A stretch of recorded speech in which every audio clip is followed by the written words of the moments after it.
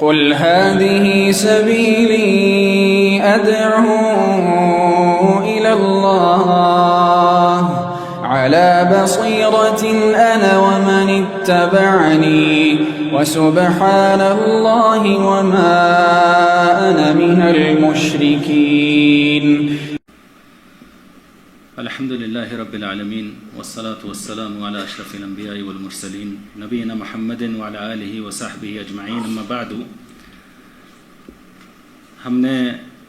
امام الحمیدی رحمہ اللہ نے اس رسالہ اصول السنہ میں جو 7واں اور آخری اصل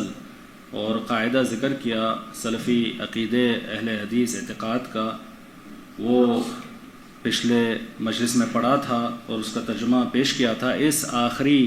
اصل اور فقرے میں امام الحمیدی نے 3 نقطوں پر بات کی ہے. پہلا نقطہ مرتکب الکبیرہ کے متعلق، جو شخص کبیرہ گناہ کا ارتکاب کرتا ہے اس کے متعلق سلف صالحین، اہل حدیث، اہل سنت والجماعت کا کیا عقیدہ ہے، کیا موقف ہے، اور جو لوگوں نے ان کی مخالفت کی خوارج کا کیا مذہب اور کیا عقیدہ ہے. اہل حدیث، اہل سنت والجماعت، سلف صالحین جو مرتکب الکبیرہ ہیں یا جو گناہ کرتے ہیں اس کے ذریعے وہ تکفیر نہیں کرتے، گناہوں کے ذریعے وہ تکفیر نہیں کرتے، بلکہ وہ ایسے شخص جو کبیرہ گناہ کا مرتکب ہے، کبیرہ گناہ کرتا ہے، اس کے بارے میں یہ کہتے ہیں، ان کے مختلف اصطلاحات ہیں. مثال کے طور پہ یہ کہتے ہیں کہ یہ شخص مومن ہے ناقص الایمان، مومن ہے جس کا ایمان ناقص ہے، اس کا ایمان ناقص ہے اس کبیرہ گناہ کی وجہ سے. یا کہتے ہیں مؤمن عاصن، کہ یہ مومن ہے جو گنہگار ہے، مومن ہے جو گنہگار ہے. یا کہتے ہیں مؤمن بایمانہ فاسق بکبیرتہ، کہ یہ شخص ایمان سے مومن ہے مگر اپنے کبیرہ گناہ کی وجہ سے فاسق ہے. یا کہتے ہیں کہ یہ مسلم ہے، اور یہ نہیں کہتے مومن، مسلم یا مومن. بہرکیف وہ ایسے اصطلاحات استعمال کرتے ہیں کہ اس شخص کو ایمان کے کامل، مکمل، اعلیٰ درجے پر اس کو فائز نہ کیا جائے بلکہ ناقص درجے پر اس کو ذکر کیا جائے. اور اہل حدیث، اہل سنہ والجماعت، سلف صالحین کا مرتکب الکبیرہ جو کبیرہ گناہ کرتا ہے اور اس پر فوت ہوتا ہے، جو شخص گناہ کے بعد توبہ کرتا ہے تو اللہ تعالیٰ اس کی توبہ قبول کر کے اس کا گناہ وہ معاف کر دیتا ہے. مگر جو شخص توبہ کیے بغیر کبیرہ گناہ پر فوت ہوتا ہے تو ان کا یہ عقیدہ ہے کہ وہ قیامت کے دن اللہ تعالیٰ کی مشیت کے تابع ہے، اللہ تعالیٰ کی مشیت کے تابع ہے. اگر اللہ تعالیٰ چاہے تو اللہ تعالیٰ اس کی اس گناہ کو معاف کر کے اپنے کرم اور اپنے فضل اور رحمت سے معاف کر کے اسے جنت میں داخل کر دیں بلا کسی عذاب کے اور عقاب کے. اور اگر اللہ تعالیٰ چاہے تو اس گناہ کی قدر کے مطابق اللہ تعالیٰ اسے جہنم میں داخل کرے گا، اور یہ جہنم کا عذاب اس کے لیے طہارت ہوگا، اس کو اس گناہ کے اثر سے پاک کرے گا، اور پھر یہ شخص بہرکیف آخر میں جنت میں داخل کیا جائے گا، کیونکہ وہ توحید پر مرا، شرک نہیں کرتے ہوئے بلکہ کبیرہ گناہ کرتے ہوئے اس کی یہ وفات ہوئی. اور اس پر قرآن اور سنت کے ادلہ ہیں، قرآن اور سنت کے ادلہ ہیں. اور اہل حدیث، اہل سنہ، سلف صالحین کے پاس تکفیر کسی مسلمان کی، مومن کی تکفیر صرف جو قرآن و سنت میں جو واضح دلائل آئے ہیں کہ یہ نواقض الاسلام میں سے ہے، یہ مسئلہ وہ مسئلہ ہے جو ایمان اور اسلام کی بنیاد، اساس، اصل کو ہی ختم کرتا ہے، ان میں سے ہو اور شروط پائے جائے اور موانع کا انتفاع ہو کہ کسی شخص، متعین شخص، فلان ابن فلان متعین شخص کی تکفیر جب تک نہیں کی جاتی اہل حدیث سلف صالحین کے پاس، جب تک کہ شروط نہ پائے جائیں اور جو موانع ہیں، جو چیزیں اس حکم سے روکتی ہیں، وہ مکمل طور پر ختم نہ کر دیا جائے. یعنی شروط، مثال کے طور پہ کہ اس نے علم کے ساتھ یہ کفریہ کام کیا. موانع، مثال کے طور پہ اس کی کوئی تعویل نہ ہو، اس کو کوئی شک شبہ اس مسئلے میں تعویل نہ ہو. جب تک یہ مسائل شروط پائے نہیں جاتے، موانع کو دور نہیں کیا جاتا، جب تک کسی متعین شخص کی تکفیر نہیں کی جاتی. ان کے مقابلے میں اہل حدیث سلف صالحین اہل سنہ کے مقابلے میں خوارج کا بدعتی فرقہ ہے، جنہوں نے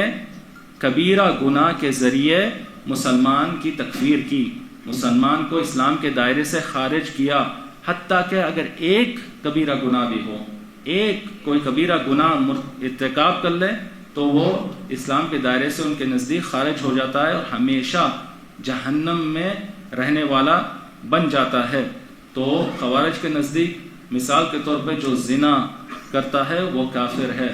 جو شراب پیتا ہے وہ کافر ہے، جو سود کھاتا ہے وہ کافر ہے. ان کبیرہ گناہوں کے ذریعے وہ کافر بن جاتا ہے اور ہمیشہ جہنم کے رہنے والا بن جاتا ہے. بلکہ ان میں جو غلو کرنے والے غالی خوارج ہیں،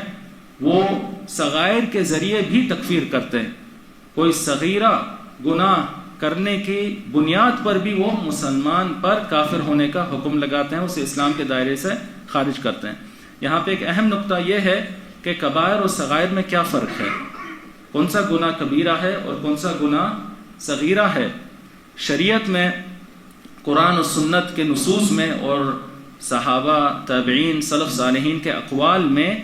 کبیرہ کی تعریف آئی ہے کہ کبیرہ کیا گناہ ہے. کبیرہ گناہ کی انہوں نے ضابطہ ذکر کیا ہے، قاعدہ ذکر کیا ہے. تو جب ہم اگر کبیرہ گناہ جان لیں تو اس کے علاوہ جتنے گناہ ہیں وہ صغائر ہیں. کبیرہ گناہ جو اس قاعدے پہ اترتے ہیں، اس کے علاوہ جتنے گناہ ہیں وہ صغائر ہے. اور اس میں سلف کے مختلف تعریفات ہے کہ کبیرہ گناہ کیا ہے، ان کے بیچ میں اس میں بعض اختلافات بھی ہیں. المہم کبیرہ گناہ کی جو مشہور تعریف ہے وہ یہ کہ وہ ایسا گناہ ہے جس کے متعلق کوئی سزا کی تعین ہوئی ہو، اس گناہ کے ساتھ کوئی سزا کی تعین ہوئی ہو، چاہے اس دنیا میں یا آخرت میں. ایسا گناہ جس کے ساتھ اس دنیا میں کوئی سزا متعین ہوئی ہو، یعنی کوئی حد اس پہ قائم ہوتی ہو، جیسا زنا ہے، شراب پینا ہے، کوڑے مارنا وغیرہ، یہ حد ہے جو دنیا میں اس گناہ کے ساتھ متعین ہے. یا آخرت میں اس گناہ کی ساتھ کوئی سزا متعین ہو، یعنی عمومی عذاب نہیں جو ہر گناہ کی بات ہے، بلکہ کوئی خاص عقوبہ، کوئی خاص سزا متعین ہو، جیسا کہ لعنت، اللہ تعالیٰ کی لعنت ایسے شخص پر ہے، یا اللہ تعالیٰ کا غضب، اللہ تعالیٰ کی ناراضگی، غصہ ایسے شخص پر ہے، کوئی خاص عقوبت اور سزا اس کے ساتھ متعین ہو. ان کے علاوہ جتنے گناہ ہیں وہ صغائر ہیں. جو قرآن و سنت میں ایسے گناہ ہیں جس کی کوئی خاص سزا دنیا یا آخرت میں وارد ہے وہ کبیرہ ہے، اور ان کے علاوہ جتنے گناہ ہیں وہ صغائر ہیں. تو اہل حدیث جو اہل سنہ ہے، سلف صالحین ہیں، وہ گناہوں سے تکفیر نہیں کرتے، اور وہ تکفیر نہیں کرتے الا اس گناہ کے ساتھ کوئی دوسرا ایک معاملہ شریک رہے. گناہ کے عمل سے تکفیر نہیں کرتے، کسی مومن مسلمان کو اسلام کے دائرے سے خارج نہیں کرتے، کافر نہیں قرار دیتے، جب تک کہ ایک دوسرا معاملہ اس کے ساتھ شریک رہے، وہ ہے استحلال کا کہ جب یہ شخص یہ گناہ کرے تو اس کو عقیدہ یہ رکھے کہ یہ حلال ہے، کہ یہ گناہ حلال ہے. مثلا جو سود کھاتا ہے تو یہ فعل کے ساتھ اس کا یہ عقیدہ ہوتا ہے کہ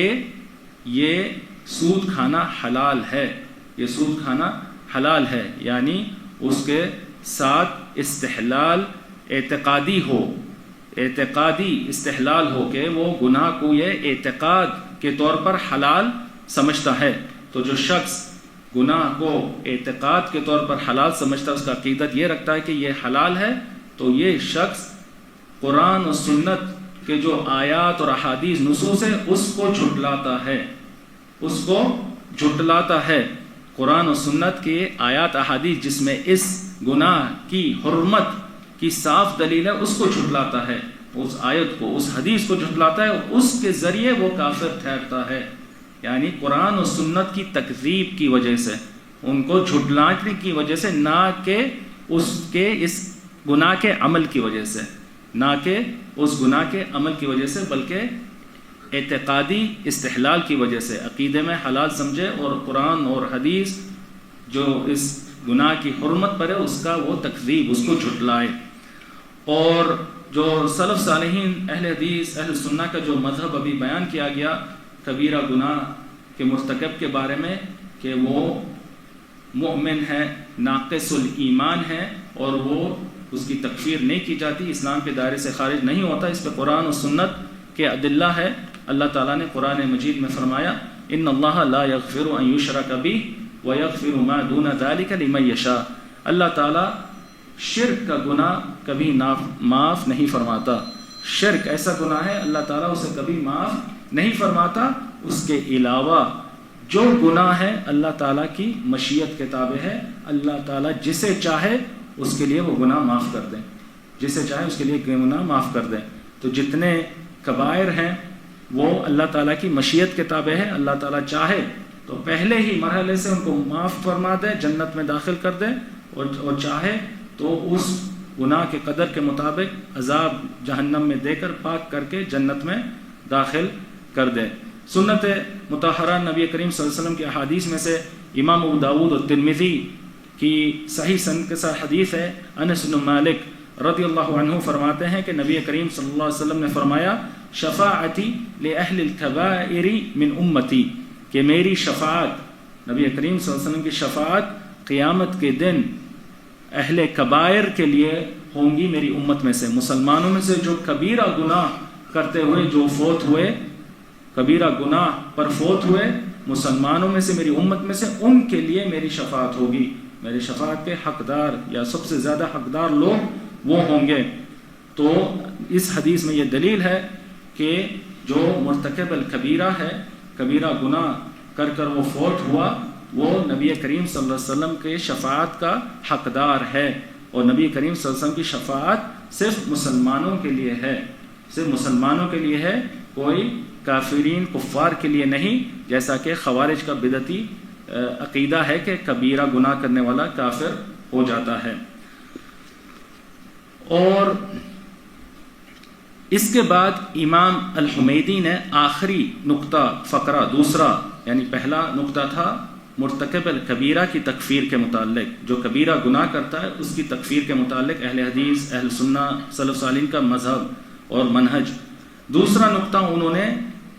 جو ارکان الاسلام ہیں، 5 اسلام کے جو رکن ہیں، شہادت دینا لا الہ الا اللہ محمد رسول اللہ، نماز قائم کرنا، زکوٰۃ ادا کرنا، رمضان کا روزہ رکھنا اور حج کرنا، یہ 5 ارکان کو ترک جو کرتا ہے، ان میں سے ایک یا بعض کو یا ساروں کو ترک کرتا ہے، چھوڑتا ہے، اس کے بارے میں کیا حکم ہے، اس کا اہل سنت اہل حدیث سلف صالحین کے پاس کیا حکم ہے، اس مسئلے پہ آپ رحمہ اللہ نے گفتگو کی۔ تو اس مسئلے میں آپ نے یہ فرمایا کہ جو شہادت کو ترک کرتا ہے اور جو نماز کو ترک کرتا ہے، جو اور روزے کو ترک کرتا ہے، تو اس سے تکفیر ہوتی ہے، کہ اس سے یہ تین ارکان کو ترک کرنے سے، یہ تین ارکان کو ترک کرنے سے شخص کافر دائرہ اسلام سے خارج ہوتا ہے، اور جو 2 باقی کے رکن ہیں زکوٰۃ اور حج، اس کے ترک کرنے سے کافر نہیں ہوتا، دین اسلام سے خارج نہیں ہوتا۔ یہ امام الحمیدی رحمہ اللہ کی اپنا موقف ہے، اور اس پر پرانے دور سے بعض اہل حدیث، سلف صالحین، اہل السنہ کا قول رہا ہے کہ جو ارکان الخمسہ ہے اس کے ترک کرنے سے بعض سلف صالحین، اہل حدیث اور اہل السنہ والجماعہ کا یہ موقف رہا ہے کہ اس سے کفر ثابت ہوتی ہے اور اسلام کے دائرے سے شخص خارج ہوتا ہے۔ مگر جو دوسرا قول ہے، موقف جو جمہور اہل حدیث، اہل السنہ، سلف صالحین کا موقف ہے، اور وہی راجح ہے، وہی صحیح راجح ہے، اس میں تفصیل ہے، تفصیل اس میں یہ ہے کہ جو شہادت ہے، پہلا رکن لا الہ الا اللہ محمد الرسول اللہ، یہ شہادت اگر کوئی ترک کرتا ہے، یہ شہادت دینا ترک کرتا ہے، قدرت کے بعد اس کی قدرت ہے اس پر، اس کے باوجود وہ ترک کرتا ہے، تو یہ شخص اجماع سے کافر ہے۔ اہل حدیث، اہل السنہ، سلف صالحین کا اجماع ہے اس پر کہ ایسا شخص کافر ہے، اسلام کے دائرے سے خارج ہیں۔ شیخ الاسلام ابن تیمیہ رحمہ اللہ اپنی کتاب مجموع الفتاوی میں فرماتے ہیں، وَأَمَّا الشَّهَادَتَانِ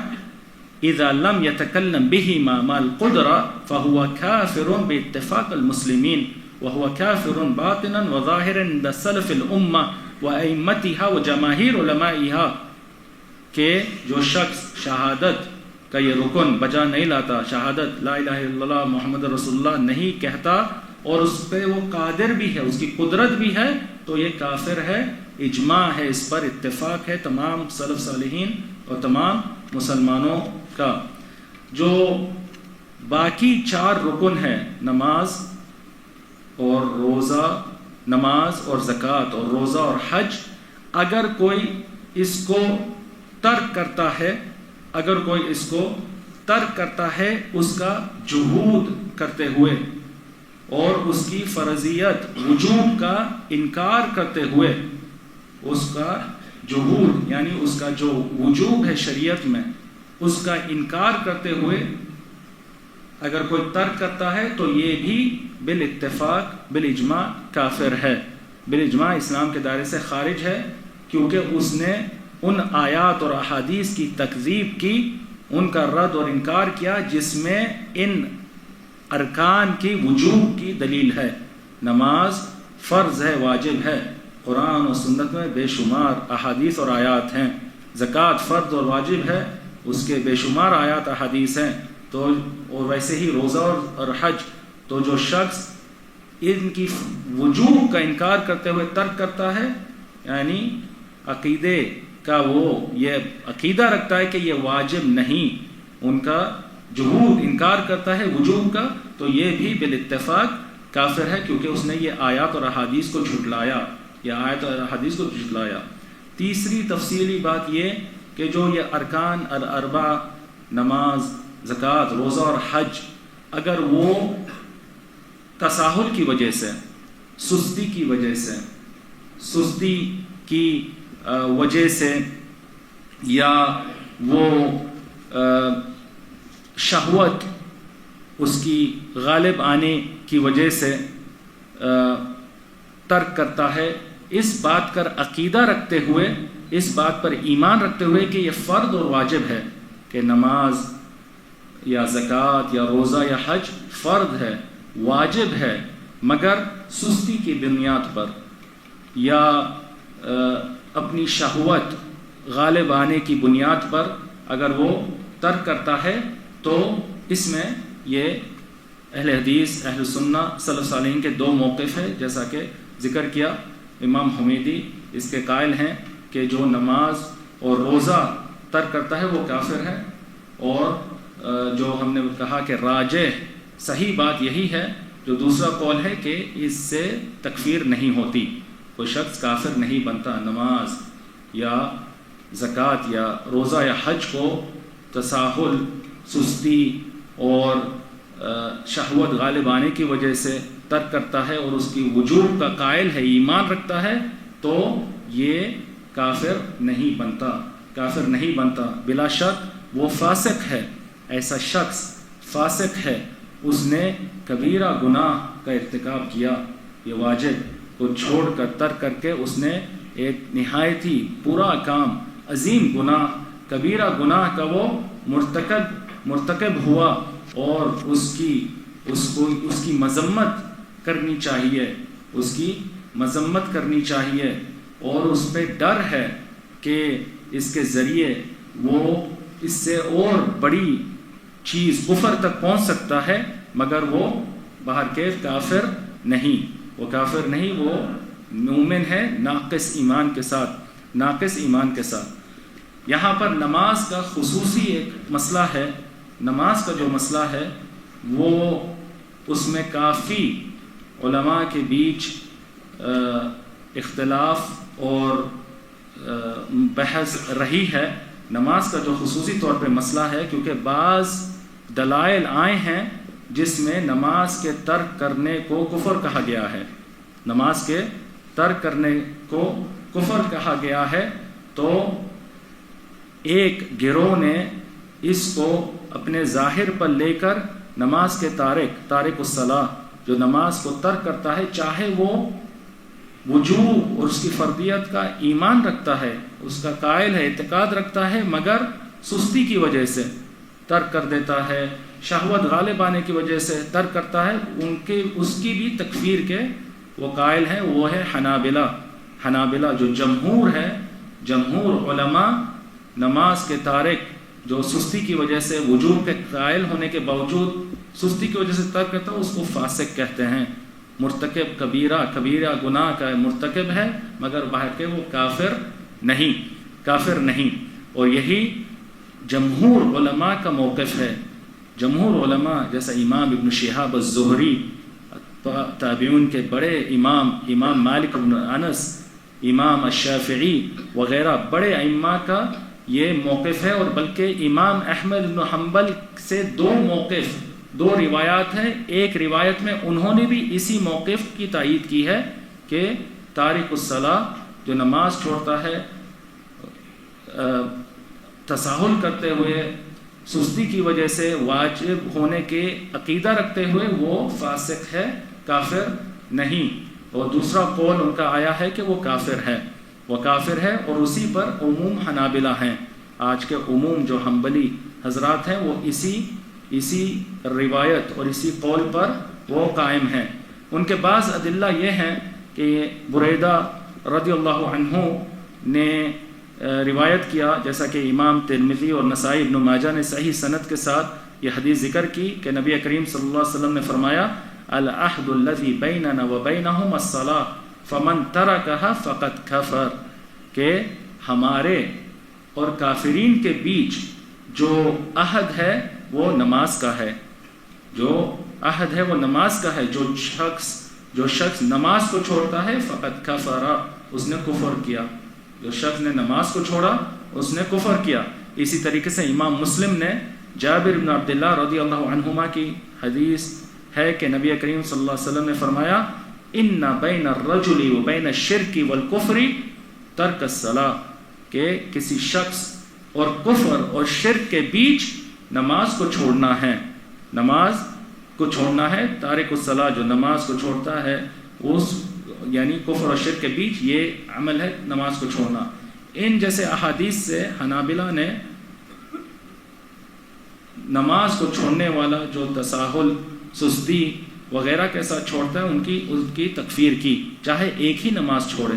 ایک ہی نماز اگر سستی سے چھوڑے اس کی تکفیر کی، بعض ان میں سے یہ بھی ایک نماز سے بھی وہ تکفیر کرتے ہیں۔ مگر جمہور کے نزدیک ان احادیث کو اس ظاہر پر نہیں لیا جاتا، پورے ادلہ کو جمع کرنے کے اعتبار سے، یعنی ان احادیث کو ظاہر پر نہیں لیا جاتا تاکہ تمام ادلہ میں جمع ہو جائے، تمام ادلہ میں اجتماع ہو جائے۔ مثال کے طور پہ نبی کریم صلی اللہ علیہ وسلم نے فرمایا، جیسا امام ابو داود اور ترمذی نے صحیح سند کے ساتھ عبداللہ بن عمر ابن الخطاب رضی اللہ عنہ سے روایت کی کہ نبی کریم صلی اللہ علیہ وسلم نے فرمایا من حلف بغیر اللہ فقد کفر او اشرک، جو شخص غیر اللہ کی قسم کھاتا ہے، غیر اللہ کی قسم کھاتا ہے، اس نے کفر کیا یا شرک کیا، اس نے کفر کیا یا شرک کیا۔ اس حدیث پر تمام علماء کا اجماع اتفاق ہے کہ یہ شخص نے کفر یا شرک اصغر کیا، کفر یا شرک اصغر کیا، وہ کفر اکبر یا شرک اکبر نہیں کیا کہ وہ اسلام کے دائرے سے خارج ہو گیا۔ اسی طریقے سے صحیح مسلم میں حدیث ہے کہ نبی کریم صلی اللہ علیہ وسلم نے فرمایا ایما عبد ابقى من موالیہ فقد کفر حتی یرجع الیہم، کہ جو بھی غلام اپنے سید سے بھاگ جائے، اپنے سید سے بھاگ جائے تو اس نے کفر کیا جب تک کہ وہ اپنے سید کی طرف واپس نہیں آتا، جب تک اپنے مالک اور سید کی طرف واپس نہیں آتا۔ اسی طریقے سے عبداللہ بن مسعود رضی اللہ عنہ کی حدیث ہے صحیحین، صحیح بخاری مسلم میں، کہ نبی کریم صلی اللہ علیہ وسلم نے فرمایا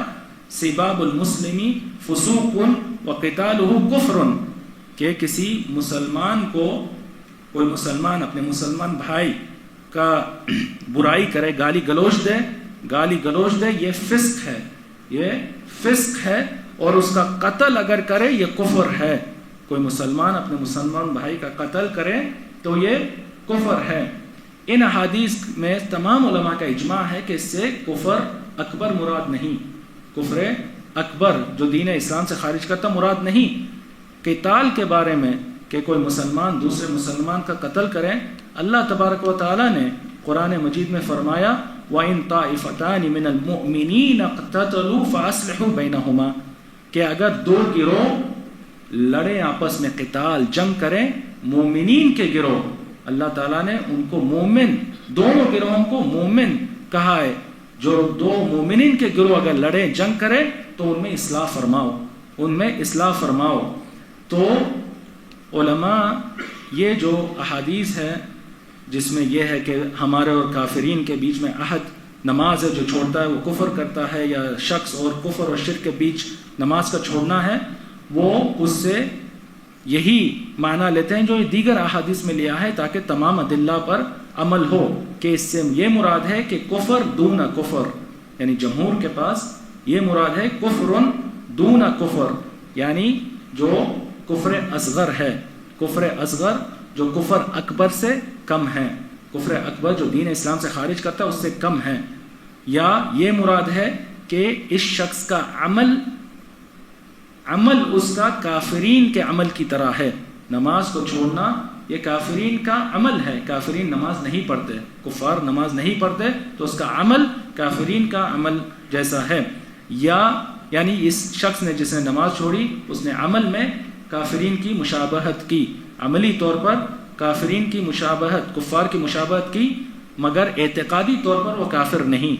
اعتقادی طور پر وہ کافر نہیں کہ دین اسلام سے خارج ہو۔ یا وہ کہتے ہیں کہ کفر سے مراد یہاں یہ ہے کہ وہ کفر کے قریب پہنچ گیا، نماز چھوڑنے سے کفر کے قریب پہنچ گیا، یہ عمل اس کو بڑھتے بڑھتے کفر تک بھی داخل کر سکتا ہے، کفر میں بھی داخل کر سکتا ہے، اس پہ کفر کا ڈر ہے کہ وہ اس مرحلے تک پہنچ جائے کہ وہ کفر کر لے۔ المہم اس طریقے سے وہ تمام ادلہ پر عمل کرتے ہوئے جمع کرتے ہیں کہ یہ احادیث میں جو فقط کفر کہ کافر کفر کیا، اس سے مراد کفر اصغر ہے، کفر اصغر ہے جو دین اسلام سے خارج نہیں کرتا، بلا شک وہ کبائر سے بھی بڑا گناہ ہے، جو کفر اصغر ہے، شرک اصغر، وہ کبائر سے اعلیٰ اور بڑا ہے، اور کفر اکبر اور شرک اکبر سے کم ہے، تو بلا شبہ وہ فاسق ہے۔ ایسے شخص کی مذمت ہونی چاہیے، اس نے کبیرہ گناہ کیا اور اس پہ کفر کا ڈر ہے، اس نے کفار کی مشابہت کی، ہر لحاظ سے اس کا یہ عمل کی مذمت برائی ہونی چاہیے، مگر بہرحال وہ کافر نہیں بنا، دین اسلام سے خارج نہیں ہوا۔ یہ نماز کے متعلق جمہور کا مسئلہ ہے۔ جہاں تک زکوٰۃ، روزہ اور حج کا مسئلہ ہے، جیسا کہ فرمایا کہ بعض سلف صالحین اہل حدیث اہل سنت کے علماء نے ان ارکان کو چھوڑنے پر کفر کا فتویٰ لگایا، حکم لگایا، مگر جمہور راجح یہی کہ وہ کافر نہیں، وہ فاسق ہے، اس نے مرتکب یعنی کبیرہ گناہ کا اس نے ارتکاب کیا اور وہ نہایتی خطرے پر ہے اگر وہ اسی حال میں مرے، مگر وہ کافر دین اسلام سے خارج نہیں ہوتا۔ اس فقرے میں امام الحمیدی نے یہ بھی ذکر کیا کہ جو حج ہے، حج کے متعلق یہ تنبیہ ہے، ذکر کیا کہ جو حج جس پہ واجب ہو جاتا یعنی اس کی استطاعت پوری ہو جاتی، اس کے باوجود حج نہیں کرتا، اس پہ فوت ہوتا، تو وہ قیامت کے دن یہ خواہش کرے گا کہ وہ دنیا کی طرف لوٹ جائے تاکہ حج کریں۔ یہ امام الحمیدی نے بعض احادیث یا حدیث سے لیا ہے جو حدیث ثابت نہیں، سند کے اعتبار سے حدیث ثابت نہیں۔ عبداللہ بن عباس رضی اللہ عنہما نے نبی کریم صلی اللہ علیہ وسلم سے روایت کیا کہ آپ نے فرمایا من کان عنده ما يحج فلم يحج او ما يزکیہ فلم یزکی سأل الرجعۃ عند الموت، کہ جو شخص کے پاس حج کی استطاعت مکمل ہو جاتی اس کے باوجود حج نہیں کرتا، یا زکوٰۃ کا نصاب، زکوٰۃ کے شروط پورے ہو جاتے اس کے باوجود زکوٰۃ ادا نہیں کرتا، وہ وفات کے وقت خواہش کرے گا کہ واپس اس کو موقع مل جائے تاکہ حج کر سکیں، زکوٰۃ ادا کر سکیں۔ اس حدیث کو امام الترمذی نے ابو جناب الکلبی عن الضحاک ابن مزاحم عن عبداللہ بن عباس رضی اللہ عنہما اس اسناد سے روایت کیا، اور یہ ابو جناب الکلبی جو ہے وہ ضعیف راوی ہے، مدلس بھی ہیں، جو تدلیس کرتے ہیں، اور انہوں نے اس میں عن کہا، عن تصریح نہیں کی کہ انہوں نے یہ حدیث ضحاک ابن مزاحم سے بلا واسطہ سنی ہے، حدثنا اخبرنا انبانا سمیت نہیں کہا بلکہ عن۔ تو یہ ابو جناب الکلبی، جہاں تک ضحاک ابن مزاحم کی بات ہے تو ضحاک ابن مزاحم کی روایت عبداللہ بن عباس پر منقطع ہے۔ ضحاک ابن مزاحم نے عبداللہ بن عباس سے کوئی حدیث نہیں سنی، تو یہ حدیث ضعیف ہے۔ اور اس پر اس عظیم مختصر جامع رسالہ کا اختتام ہوتا ہے۔ اگر کسی کو کوئی سوال ہے جو گزر چکا ہے اس کے متعلق تو وہ پوچھ سکتا ہے۔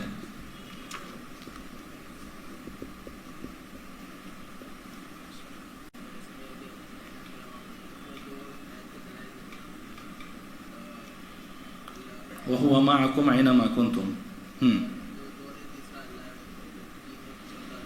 ٹھیک ہے جی، یہ نہایت ہی مہم اور بہترین سوال ہے کہ جو اہل بدعت ہیں اور خاصتاً اس معاشرے میں جو صوفی عقیدے کے حاملین ہیں، جو وحدت الوجود جیسے بدعت وغیرہ کے قائل ہیں کہ اللہ تعالیٰ ہر جگہ ہے، ہر شے میں ہے، ہر چیز میں ہے، سائل نے کہا کہ وہ بھی کچھ آیات کا استدلال کرتے ہیں یا اس آیات کو دلیل بنا کر پیش کرتے ہیں کہ اللہ تعالیٰ نے کہا کہ اللہ تعالیٰ تمہارے ساتھ ہے جہاں بھی تم ہو، وَهُوَ مَعَكُمْ أَيْنَمَا كُنْتُمْ، کہ جہاں بھی تم ہو اللہ تعالیٰ تمہارے ساتھ ہے۔ اور ایک دوسری آیت میں اللہ تعالیٰ نے فرمایا کہ کچھ لوگ بات نہیں کرتے آپس میں الا کہ اللہ ان کے ساتھ ہے، 3 لوگ نہیں کہ اللہ چوتھا ہے، 4 لوگ نہیں کہ اللہ پانچواں ہے۔ اس طریقے سے یہ آیت آئی ہے، تو اس کا کیا جواب ہے؟ جو ہم نے قاعدہ ذکر کیا کہ الصفات اللہ تعالیٰ کی صفت میں اہل حدیث سلف صالحین اہل سنہ کا یہ منہج ہے کہ ظاہری معنی پر اس پر ایمان لایا جائے۔ جو ظاہر معنی ہے، ظاہر معنی کس چیز سے ظاہر ہوتا ہے؟ وہ سباق اور سیاق، آیت کا جو سباق ہے اس سے پہلے اور اس کے بعد جو آتا ہے اس کے ذریعے ظاہر معنی کی تعیین ہوتی ہے۔ ظاہر معنی جو سباق اور سیاق ہے آیت کی یا حدیث کی، جس سیاق میں حدیث آیت آئی ہے اس سے پہلے اس کے بعد جو بات اس کے مطابق ظاہر کا معنی تعیین ہوتا ہے۔ تو یہ جو آیات ہیں، جیسا کہ آپ نے 2 آیات جو ذکر کی، ان کا اگر آپ شروع کا دیکھیں گے، آیت کی شروع کا حصہ یا آخر کا حصہ، تو اس میں اللہ تعالیٰ نے علم کا ذکر کیا ہے۔ آیت کی شروع میں بھی علم کا ذکر کیا اور آیت کے آخر میں بھی علم کا ذکر کیا۔ تو یہ آیت علم کے سیاق میں آئی ہے، تو اس کا ظاہر یہی معنی ہے اس آیت کا کہ اللہ تعالیٰ کی جو معیت ہے کہ اللہ تعالیٰ بندوں کے ساتھ ہے، یہ اللہ تعالیٰ کے علم کے ساتھ ہے، کہ اللہ تعالیٰ کا علم ہر چیز اور ہر شے کو محیط کیا ہوا ہے، احاطہ کیا ہوا ہے۔ اللہ تعالیٰ بندوں کے ساتھ اپنے علم کے ساتھ ہیں۔ یہی سلف صالحین، اہل حدیث، اہل سنہ والجماعہ کا اجماع ہے۔ معیت کا جو مسئلہ ہے، اللہ تعالیٰ بندوں کے ساتھ ہونے کا مسئلہ، کہ اللہ تعالیٰ اپنے علم کے ساتھ اللہ تعالیٰ بندوں کے ساتھ ہے۔ بندوں کے ہر حرکت، ہر سکونت، ہر چیز کا اللہ تعالیٰ کو علم ہے۔ اللہ تعالیٰ کا علم ہے اور وہ اپنے عرش کے اوپر مستوی ہے، اور اللہ تعالیٰ اپنے علم کے ساتھ بندوں کے ساتھ ہیں۔ جی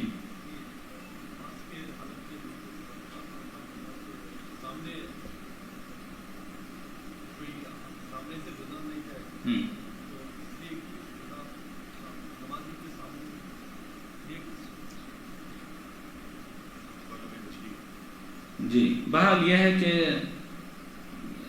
سوالات جو موضوع یا جو درس ہوا ہے اس کے متعلق اگر کیے جائیں تو بہتر ہیں۔ جو عام سوالات ہیں اس کے لیے دیگر مجالس ہیں انشاءاللہ۔ سترے کے متعلق سوال یا نمازی کے سامنے سے گزرنے کا سوال کیا گیا، تو اس کا ایک الگ موضوع ہے۔ جو عقیدہ کے جو مسائل ذکر کیے گئے، اگر اس کے متعلق سوال ہو تو بہتر ہے انشاءاللہ۔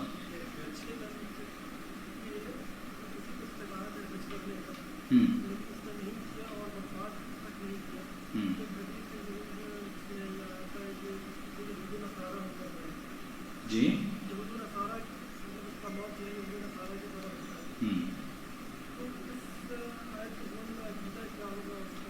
ایسی کوئی نہ آیت ہے نہ کوئی حدیث ہے، ایسی نہ کوئی آیت ہے، اور جو حدیث ہے وہ بہرحال ثابت نہیں۔ حتیٰ کہ جو امام الحمیدی نے جو بات ذکر کی، جو حدیث پہ بنیاد رکھ کے کہ وہ واپس لوٹنے کے خواہش کرے گا، وہ حدیث بھی ثابت نہیں۔ تو یہ بات، یہ حدیث کے وہ یہود و نصارہ کے دین پر یا ان کے حالت پر فوت ہوتا ہے، یہ ثابت نہیں۔ اور جیسا کہ یہ ہم نے بتلایا، یہی عقیدہ ہے اہل حدیث، اہل سنہ، سلف صالحین کا، کہ یہ گناہ کی وجہ سے کوئی کافر نہیں ٹھہرایا جاتا۔ گناہ کی وجہ سے تو وہ گنہگار ہے، مگر وہ دائرہ اسلام سے خارج نہیں۔ جی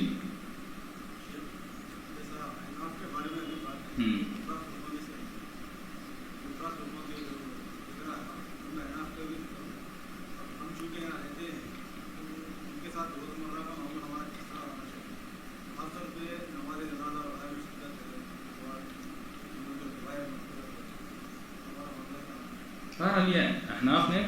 عمومی اہل بدعت کا مسئلہ ہے کہ اہل بدعت کے ساتھ تعامل کیا ہونا چاہیے، اہل بدعت کے ساتھ کیسا تعامل ہونا چاہیے۔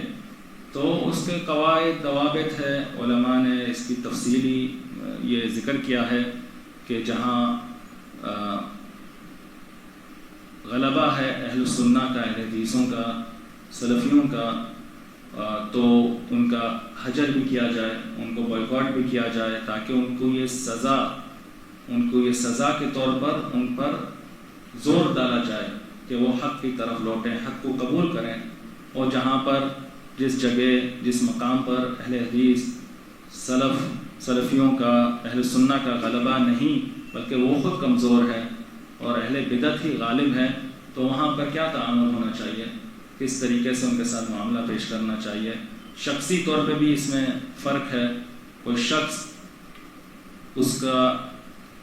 کسی پر زور ڈالنے کی قدرت ہے، طاقت ہے، مثلا اگر اس کے کوئی بیٹا ہے، بیوی ہے، کوئی بھائی بہن چھوٹے ہیں، یا کوئی اور اس کے کام اس کے نیچے کرنے والا کوئی عامل کام کرنے والا ہے تو اس پہ وہ زور ڈال سکتا ہے، دباؤ کے ذریعے وہ زور ڈال سکتا ہے، مگر اگر کوئی اس کے اوپر درجے کا ہو،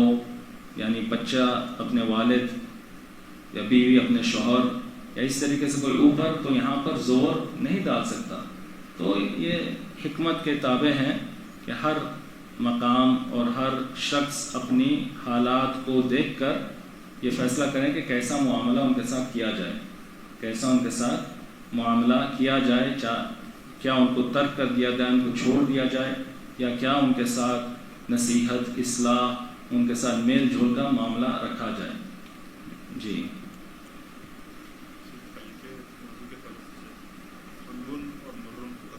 جی جی بہرحال یہ جیسا کہ ہم نے فرمایا یہ دلائل میں موجود نہیں، یہ وصف قدر کا حل اور مر، اس کا مٹھاس، اس کی کڑوائی دلائل میں صرف، احادیث میں صرف خیر و شر کا ذکر ہے، خیر ہی و شر ہی، خیر و شر، بھلائی اس کی قدر کا خیر، اس کا شر اس کی برائی۔ تو بہرحال مگر یہ سلف صالحین کے کچھ ائمہ پر مروی ہے حل اور مر، تو انشاءاللہ اس میں یہ وصف میں کوئی حرج نہیں، یہ وصف میں جیسے سلف صالحین نے قدر کی وصف کی اس طریقے سے اس میں کوئی انشاءاللہ برائی یا کوئی اشکال کی بات نہیں کہ قدر میٹھی بھی ہوتی ہے، کڑوی بھی، بندے کے متعلق بندہ کو جو قدر پہنچتی ہے وہ میٹھی بھی ہوتی ہے، کڑوی بھی ہوتی ہے۔ جی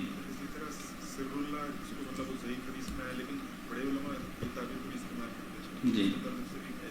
جی بہرحال ہم جو علماء سلف ہیں ان کا اگر ان سے کوئی چیز وارد ہے، صحیح ثابت ہے، تو اس پر انکار نہیں کرنا چاہیے، انکار نہیں کرنا چاہیے، خاصتاً اگر دیگر علماء نے اس کا شدت سے رد یا انکار یا بدعت وغیرہ کا فتویٰ نہیں لگایا، اگر قبول کیا تو اس پر تشدد یا انکار نہیں کرنا چاہیے۔ سلف صالحین کا یہ فہم ہے، ان کی سمجھ، اس کا ایک مقام مرتبہ ہے، تو اگر کوئی اس کے مطابق یہ بات کہے تو اس میں انشاءاللہ کوئی حرج نہیں۔ جی اس پہ اکتفا کرتے ہیں۔ ختام میں اللہ تعالیٰ سے دعا ہے کہ اللہ تعالیٰ ہمیں عقیدت السلف، سلف صالحین کے عقیدے میں جو منہج ہے، اہل حدیث کا جو منہج ہے، اہل سنت و جماعت کا جو امتیاز ہے، اس کی ہمیں سمجھ دیں، قرآن و سنت فہم سلف کے مطابق سمجھنے، اس پہ عمل کرنے کی، ہر دین کے باب میں، عقیدے میں ہو، فقہ میں ہو، معاملات میں ہو، عبادات، ہر دین کے حصے میں ہمیں عمل کرنے کی توفیق دے، ہمیں علم نافع اور عمل صالح نصیب فرمائے، اور جو بات ہم نے سنی ہے اس کو سمجھنے عمل کرنے کی توفیق دے۔ ختام میں دوبارہ پھر اس مبارک مسجد تقویٰ تولی چوکی حیدرآباد کا شکر گزار ہوں، اس کے قائمین، اس کے تمام متعاونین اور تمام حاضرین کا جنہوں نے یہ موقع عنایت کیا کہ آپ سب سے یہ مختصر علمی مجلس میں مخاطب ہو سکوں۔ واللہ تعالی عالم، وصلی اللہ وسلم علی نبینا محمد وعلی آلہ وصحبہ وسلم تسلیما کثیرا۔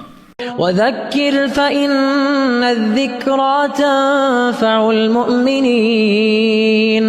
وما خلقت الجن والإنس إلا ليعبدون